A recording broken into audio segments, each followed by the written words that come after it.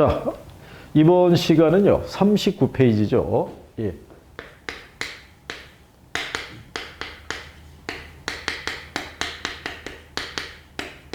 요 부동산 특성에 대한 부분이 있죠. 예. 이 시험의 출제 빈도가 총론에서는 제일 높은 부분이고요. 이 안에서도 이 토지의 자연 특성이 있죠. 예. 이 파트가 이제 출제 빈도가 높은 겁니다. 근데 요게 이제 자연 특성이라는 건요, 토지가 자연물이죠. 그래서 얘가 가지고 있는 선천적이자 불변적인 특성을 얘기를 해요. 인문에서도 한번 말씀드린 것 같은데, 이게 구별을 하게 되면요, 부동성이라는 게 있고, 부증성이라는 게 있고, 영속성이라는 게 있고요. 예, 그 다음에 개별성. 예, 그 다음에 인접성, 이렇게 명시가 되어 있을 때, 얘네 셋이 주요 특성인 거예요. 그래서 만약에 답으로 유도하게 되면 얘네 셋 중에 하나를 답으로 유도하게 되고요. 그리고 근래 보게 되면은 얘가 28회 하고요. 29회 때 출제를 했었고요. 얘가 27회 때 있죠. 그 다음에 30회, 31회. 요렇게는 영속성에서 언급이 된 거예요. 그러니까 이 최근에 요 내용 과정을 우리가 구성을 했을 때 주로 얘네를 기초로 해서 답의 유도가 있으니까 얘네를 중심으로 정리하시면 되고요. 지문으로 활용하면은 여기까지. 여기 둘은 우리가 이 부동성에서 파생된 특성이라고 얘기를 해요. 그래서 얘의 파생된 특성인데 지문으로 활용하면 여기까지 나와요. 그래서 31회 때 박스로 출제가 됐을 때 여기까지 4개의 지문만 구성해주고 올바른 거 골라라 뭐 이렇게 이제 명시한 거죠. 그래서 이제 그거를 일단 염두에 두고 정리하시면 될 거예요. 자, 그러면 제일 먼저 나오는 게 부동성이에요. 자, 이게 토지의 자연 특성에서 가장 대표적인 특징이고요. 이 부동성이라는 것은요, 물리적인 측면에서, 그쵸? 토지의 지리적 위치 있죠? 지리적 위치는 인위적으로 이동이 불가능하다는 얘기예요.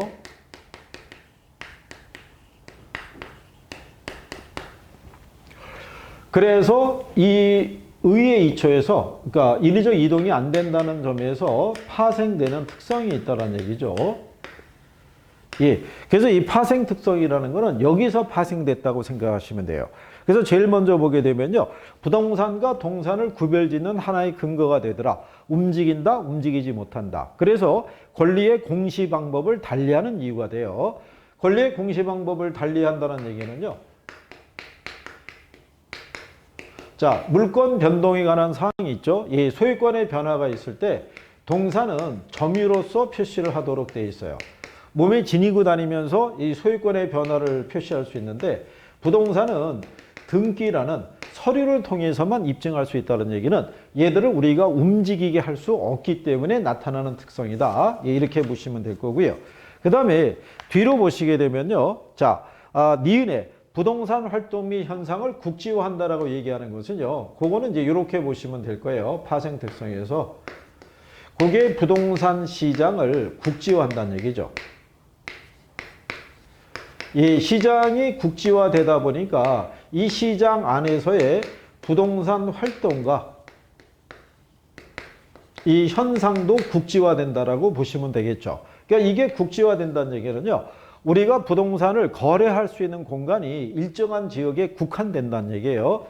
그래서 우리가 강남에 아무나 쉽게 또 진입하기가 어렵고요. 그 다음에 제주도가 경치가 좋아도 이쪽으로 이사 가기가 쉽지 않은 이유가 뭐냐면 얘네들이 일정한 지역에 고정되어 있기 때문에 우리가 원하는 쪽으로 이동하지는 않고요. 여기서 형성되는 거래 가격, 전세 보증금 다 틀리다는 얘기죠. 그래서 이 시장 자체를 이렇게 국지화시키는 그런 특징을 갖고 있고요. 그 안에서도 여러 개의 하위 시장이 형성이 된다는 것은요, 나중에 우리가 부동산 시장의 특성에서 배우시면 될 거예요. 그래서 부동산 시장은 소규모의 지역 시장으로 다 쪼개져 있다고 생각하시면 될 거예요. 그 다음에 자, 우리가 뭐 할 때 배우셨냐면 부동산 활동의 속성이라는 것을 했을 때 대물 활동의 연장선상에서 무슨 활동을 필요로 한다? 임장 활동. 그래서 만약에 부동성을 물어봤었을 때 특징을 물어볼 때 대표적으로 많이 쓰는 게 국지화돼 있다. 그 다음에 무슨 활동? 임장 활동, 현장 확인이라는 걸 꼭 필요로 하더라. 그거를 여러분들이 구별하시면 되겠고요. 그 다음에 토지의 이용 방식이나 입지 선정 활동이 틀려진다는 얘기죠. 예. 만약에 그 토지가 농업적이었으면 농사 지어야지 뭐 무슨 방법이 있겠어요. 그 토지가 역세권에 있으면 상업적인 또는 오피스를 집어넣겠죠. 그러니까 주어진 위치에 따라 이용하는 방식이 달라질 수밖에 없다는 얘기죠. 그리고 외부 효과의 영향을 받아요. 움직이지 못하기 때문에. 그래서 주거지역 인근에 공원이 조성이 되느냐 공장이 들어서냐에 따라 가치의 변화가 있겠죠. 이거를 그대로 받아들일 수밖에 없다 이런 얘기죠. 그리고 위치지대가 발생한다는 거는요. 도심에 위치한 토지와 그렇지 않은 외곽에 있는 토지하고는 지대의 차이가 발생할 수밖에 없을 거고요. 그 다음에 제도적인 규율의 대상으로 삼기 쉽다는 얘기는요. 정부가 통제하기가 편하다는 얘기죠. 어느 지역은 투기지역으로, 어느 지역은 개발제한구역을 해제를 시켜주든가 특정한 지역에만 그런 변화를 가져올 수 있고요. 그래서 지자체 입장에서 보게 되면요. 조세 수입의 근거가 되죠. 그래서 1사분기에 어떤 시든 간에 재산세 과세하면 얼마 걷어들일 수 있다는 게 다 파악이 되죠. 그래서 조세 수입의 근거가 되게 되는 것이 그게 부동성에서 파생되는 것이다. 그러면 요 중에서는 이렇게 대표적인 것만 먼저 기억을 해두세요. 이거 전체를 한꺼번에 다 정리하기 어렵거든요. 그래서 이해가 되는 것만 먼저 정리하시면 되겠고요. 그 다음에 두 번째로 나오는 게 부증성이라는 거예요. 자, 부증성이라는 건요, 물리적 측면에서 이 토지는 생산비를 투입해가지고요, 물리적인 양을 증가시킬 수가 없다라는 게 부증성이에요. 그래서 여기서 파생되는 특성을 보게 되면요, 얘가 생산비 법칙이라는 게 성립이 안 돼요. 즉, 그 얘기는 물건을 만들 때 투입한 비용에 의해서 가치가 결정이 된다는 게 생산비 법칙인데 토지는 생산비를 투입해서 양이 늘어날 수 없다는 것 있죠. 자, 그래서 여러분들에게 지난번에 입문 과정에서 말씀드렸지만 우리 인류가 거주하는 지구라는 거는 단 하나의 거대한 토지 자원이죠. 왜? 바다도 토지로 보니까. 그렇죠? 그러니까 우리가 아무리 비용을 들인다고 해서 지구에 이렇게 홍나게 할 수는 없잖아요. 그렇죠? 그래서 물리적인 양은 늘리게 할 수가 없더라라고 얘기하는 경우죠. 그래서 공유수면 매립이나 간척 사업을 통해서 면적이 증가한 것은 이용상의 전환일 뿐이지 물리적인 양의 증가라고는 할 수 없더라 이런 얘기예요. 그래서 얘가 이런 식으로 수요는 증가하는데 공급은 늘릴 수가 없잖아요. 그래서 토지에 따른 희소성이 자꾸 늘어나게 되죠. 그로 인해서 뭐가 상승하냐면 지가가 상승하게 돼요. 그래서 우리는 토지 이용을 집약화할 수밖에 없더라. 그러니까 이게 집약화를 한다는 것은요. 단위 면적의 토지 있죠. 토지의 사용량은 적게 하고요. 자본의 투입부를 크게 해가지고 건물을 고층화시키는 이런 형태로 쓸 수밖에 없더라 이런 얘기죠. 그래서 부증성을 얘기할 때 가장 잘 대표적으로 쓰는 게 토지용의 집약화라고 해서 거기 니은에 굵은 글씨로 명시가 되어 있고요. 그 다음에 디귿에 나오는 것은요. 얘가 공급을 늘릴 수가 없잖아요. 그래서 물리적인 공급 곡선을 수직선으로 만들어요. 수직으로. 그래서 이걸 수직으로 만든다는 것을 용어상에서 완전 비탄력적이라고 그래요. 완전 비탄력적이라는 건요. 가격이 변할 때 양의 변화가 없이 나타나는 걸 완전 비탄력적이라고 그래요. 그래서 이거는 경제에 가서 다시 한번 얘기해 드릴 거예요. 여기서 얘는 표현을 여기서 출제하는 게 아니라 경제편에서 인용을 하니까 그렇게 여러분들이 구별하시면 될 거예요. 그래서 이 부증성 때문에 지대 또는 지가라는 발생을 하고요. 최이용 이용의 근거가 되기도 한다라고 얘기를 해요. 지대 또는 지가를 발생한다는 건요. 생산비 법칙에 의해서 생각하시면 될 거예요. 자, 이 생산비 법칙은 비용에 의해서 가치가 결정이 된다는 사고죠. 그래서 비용이 10이 들어가면 가치도 10이 된다는 사고인데 토지는 비용이 제로잖아요. 비용을 들여서 만든 게 아니기 때문에. 그럼에도 불구하고 얘가 지가가 만들어지죠. 지가가 토지 가치의 줄임말이에요. 그러면 자, 비용을 들여서 생산한 재화가 아닌데도 왜 지가가 발생할 것이냐? 토지를 소유하고 있으면요. 이 토지로부터 사용료를 얻을 수 있죠. 지대. 그죠? 예, 토지 사용이 된 대가. 그래서 이 지대가 커지면 지가도 커지는 그런 관계가 된다는 얘기죠. 그래서 지대 또는 예, 지가를 발생시키는 이유가 되더라. 그래서 나중에 지대론에서 우리가 한 번 더 예, 언급하게 되겠죠. 자, 그 다음에 세 번째로 나오는 게 이제 영속성이죠. 그러면 부증성이라는 건 우리 인간의 힘으로는 그 양을 늘릴 수 없다라는 거고요. 영속성이라는 것은요, 우리에게 주어진 토지의 양을 우리가 줄어들게 할 수는 없다는 얘기예요. 그러니까 늘리지도 못하고 줄어들게 하지도 못해요. 그러니까 그 양이 딱 정해져 있다고 보시면 되겠죠. 그래서 얘는 물리적 측면에서의 토지 있죠. 이 토지는 시간의 경과라든가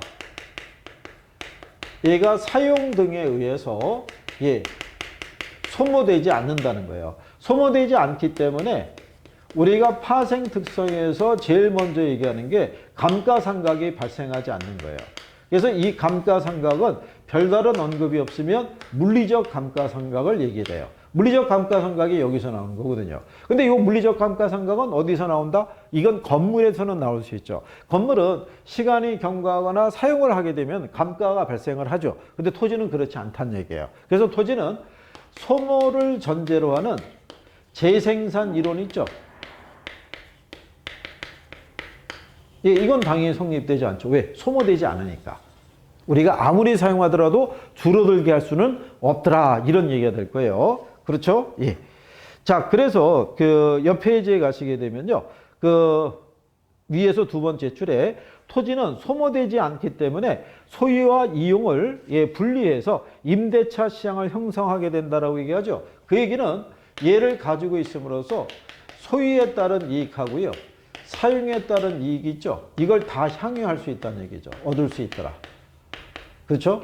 예, 우리가 소모성 제어 같으면 내가 사서 내가 소비하는 것밖에는 방법이 없는데 얘는 줄어들지 않으니까 다른 사람에게 사용하라고 맡길 수도 있다는 얘기죠. 그래서 소유에 따른 이득과 사용에 따른 이익을 얻을 수 있다. 그래서 이걸 우리가 이 뭐라고 했냐면 자본이득. 즉 예를 들어서 우리가 가치 상승에 따른 차익도 기대할 수 있고요. 얘를 다른 사람에게 임대함으로써 얻을 수 있는 소득이득이 있죠. 이게 두 가지를 다 얻을 수 있는 거예요. 그래서 이 소유이익을 자본이득, 사용이익을 소득이득 이렇게도 출제한 적이 있고요. 소유이익과 사용이익을 향유한다고 출제한 적도 있어요. 그러니까 두 개가 같은 논리라고 생각하시면 돼요. 그렇기 때문에 다른 자본시장에 비해서 부동산 시장이 임대차 시장이 발달하게 되는 이유가 되더라라고 이렇게 생각하시면 돼요. 예, 그래서 임대차 시장의 발달, 예, 이렇게 여러분들이 구별할 수 있으시면 될 거예요. 그래서 이제 거기 보시면은 미음번에 부동산 활동을 장기적으로 배려하게 되는 것이 현재보다는 미래 변화까지도 고려해야 되겠고요. 그 다음에 투자재로서 선호가 된다라고 얘기하죠. 그거는 금이라든가 다이아몬드 생각하시면 될 거예요. 그죠?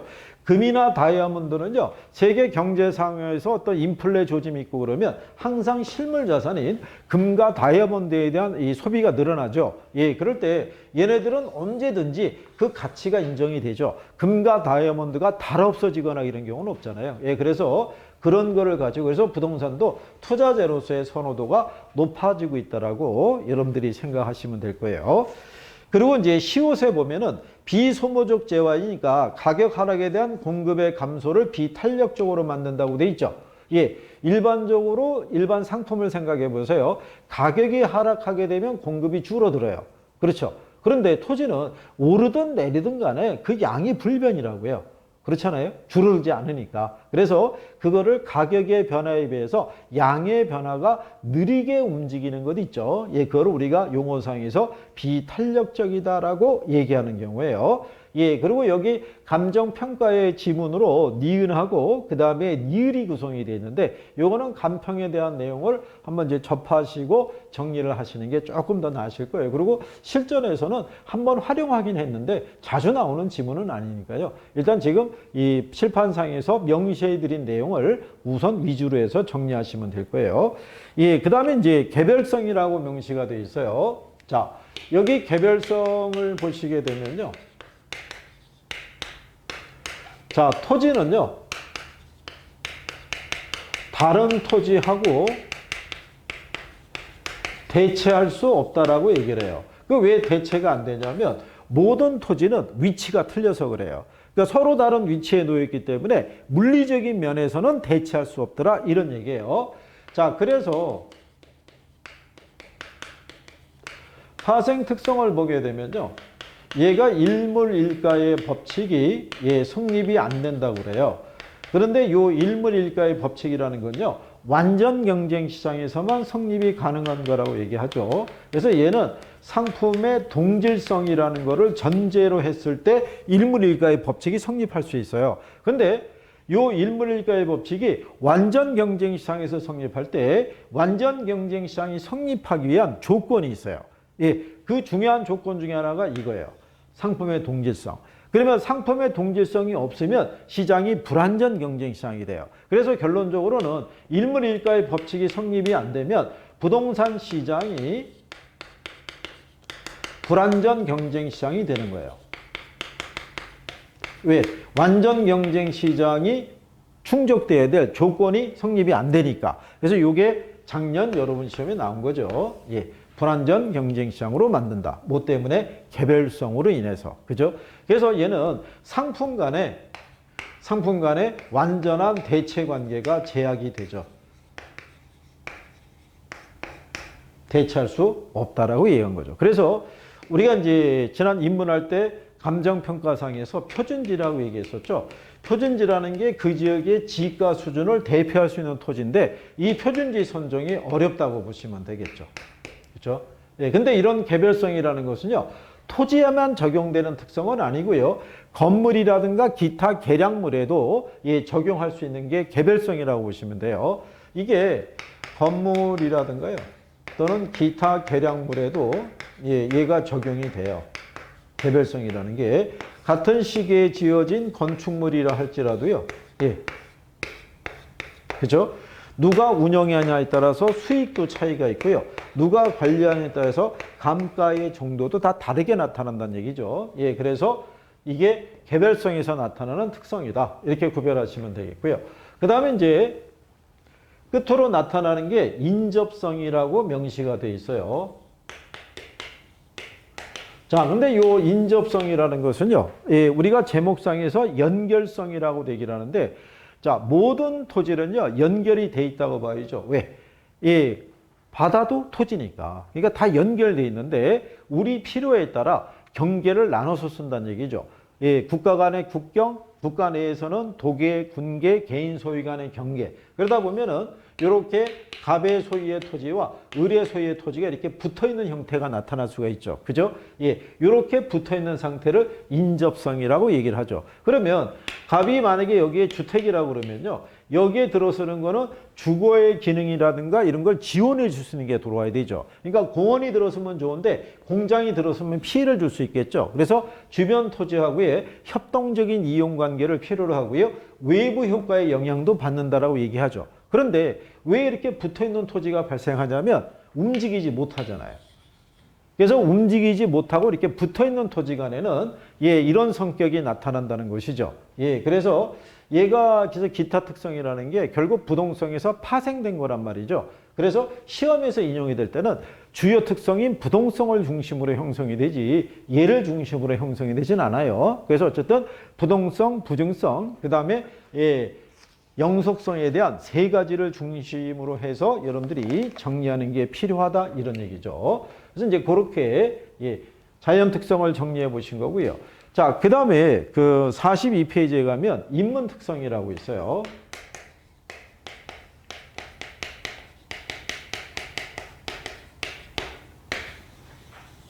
자, 토지의 인문 특성을 봤었을 때요. 여기 자연 특성은 자연물이기 때문에 이런 특징을 갖고 있죠. 부동성 그래서 지리적 위치는 이동시킬 수가 없다라고 얘기를 했고요. 그 다음에 부증성에 의해 가지고 물리적인 양이 있죠. 물리적인 공급은 증가시킬 수가 없어요. 이거는 엄청난 제약 조건이기 때문에 이거를 완화시키기 위해서 인문 특성, 우리 인간이 만들어낸 특성이에요. 그래서 지리적 위치의 이동이 어렵잖아요. 이거를 우리가 해소하기 위해서 지리적 위치는 이동이 안 돼도 사회적, 경제적, 그 다음에 행정적 위치 있죠. 예, 여기에 가변성은 가져올 수 있다는 거죠. 그렇죠? 자, 여러분들이 우리가 과천에 있는 개발 제한 구역이 있죠.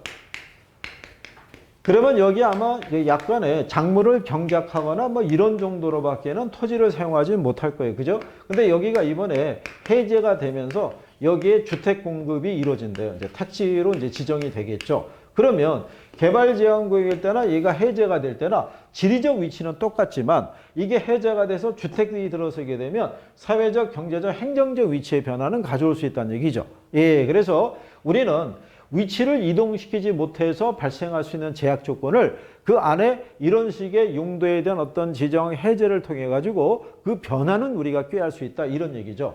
그 다음에 여기 나온 것처럼 부정성으로 인해서 물리적 공급은 증가가 안 돼요. 근데 우리는 주어진 위치에서 여러 가지 다양한 용도를 쓸 수가 있어요. 그죠? 그래서 용도의 다양성을 통해서 이 증가는 가능해요. 용도적 공급의 증가 있죠? 예, 이게 가능하게 해주는 거예요. 이게 여러분 시험에 한번 나온 거예요. 부증성으로 인해서 물리적 공급과 용도적 공급이 억제가 된다면 틀리는 거예요. 물리적 공급만 증가가 억제가 되는 경우지 용도적인 공급은 증가가 가능하다라고 이렇게 생각하셔야 돼요. 다만 주어진 위치에서 우리가 용도의 변화를 가져올 때는 항상 무슨 이용이 되게끔, 그죠? 최유 이용이 된 선택을 해줘야 되더라 이런 얘기예요. 그래서 이 용도의 다양성에 보면 적지론의 근거가 된다고 그러죠. 적지론이라는 거는 주어진 위치에 새로운 용도를 부여하는 것을 적지론이라고 그래요. 적지론이라는 것은 적지론이라는 것은요. 주어진 위치가 있으면 여기에 적합한 용도를 결정해 주는 것을 적지론이라고 그러고요. 그 밑에 가면은 창조적 이용이라고 있어요. 이 창조적 이용이라는 게 주어진 부지에 새로운 용도를 부여하는 것을 우리가 창조적 이용이다라고 얘기하는 거죠. 그래서 거기 이행과 전환이라는 게 우리가 토지의 분류에서 배웠던 후보지, 이행지 생각하시면 돼요. 그렇죠?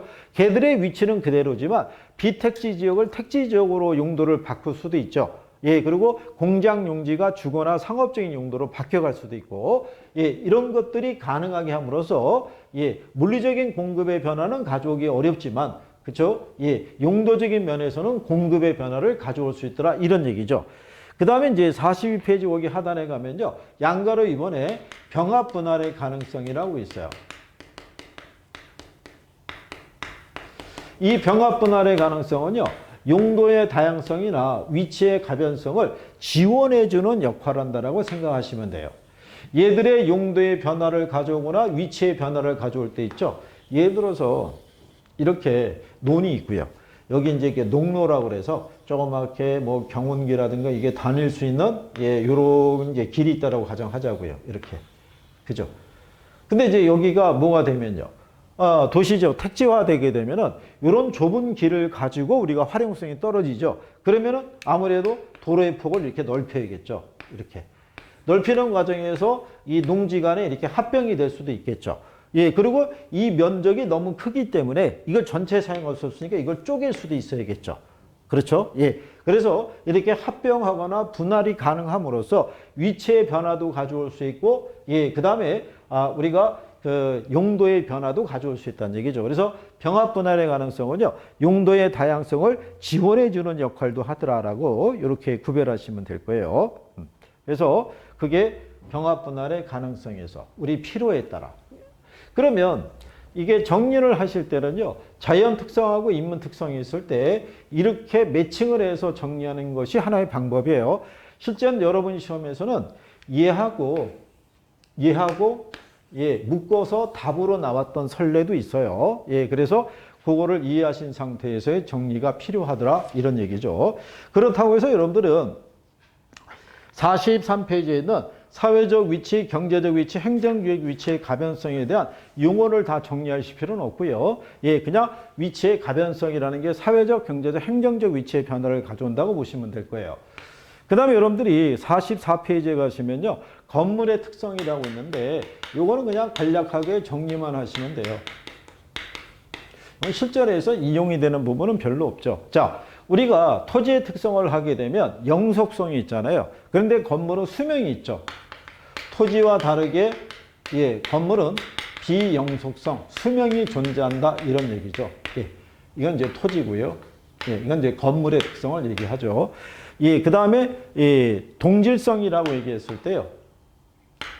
자, 토지는 개별성이 있어서 동질성이라는 건 찾아보기 어렵죠. 이것도 동질성이라는 건요. 건물도 물리적인 면에서 우리나라는 왜 아파트 보시면요. 1층이나 꼭대기층이나 구조나 면적이나 다 똑같잖아요. 그런 관점을 얘기하고요. 그 다음에 이동 가능성이라는 것도 건물에서만 나타나는 거예요.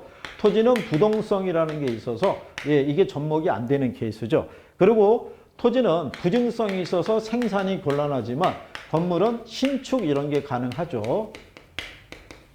그 다음에 이제 마지막에 나오는 종속성이라는 거죠. 건물이 들어서기 위해서는 토지의 면적, 형상, 용도에 영향을 받지만 건물이 들어서서 건물의 용도나 규모가 결정이 되면 거꾸로 토지의 가치에 영향을 줄 수 있다는 거죠. 그래서 여기도 보시면 아시겠지만 인접성에 대한 부분은 따로 없죠. 그래서 여기 네 가지가 기본적이다 이렇게 보시면 될 거예요. 그래서 얘네들은 제목을 보고 우리가 유추가 가능하기 때문에 지금까지 여러분 시험에서 인용이 된 적은 거의 없다고 생각하시면 돼요. 그래서 건물의 특성, 요 내용까지 정리를 해본 거고요. 그러면 이제 다음 시간에는 여러분들이 이 44페이지에 있는 부동산 속성이 있죠. 여기에 대한 부분하고 더불어서 다음 시간에 우리가 정리할 때 포인트가 되는 거는 경제가 포인트가 될 거예요. 그래서 경제에 대한 수요 공급에 관한 거, 거기까지 해서 우리가 한번 쭉 정리를 해보도록 할 건데, 자, 그럼 먼저 여러분들이 그 총론에서 배우셨을 때 개념 분류 특성이 있죠. 개념 세 가지 있었던 거. 그 다음에 분류했을 때 후보지, 이행지, 필지, 획지, 나지, 건부지, 그 다음에 소지, 그 다음에 우리가 퍼락지 이런 용어들에 대해서 정리 한번 해두시고 부동성, 부증성, 영속성 주요 특성을 기준으로 정리를 해두시면 될 거예요. 그죠? 자, 기운을 잃지 마시고 내가 해낼 수 있다. 이런 자신감을 가지시고 열심히 하시면 될 거라고 생각합니다. 자, 오늘은 여기까지 전해드렸습니다.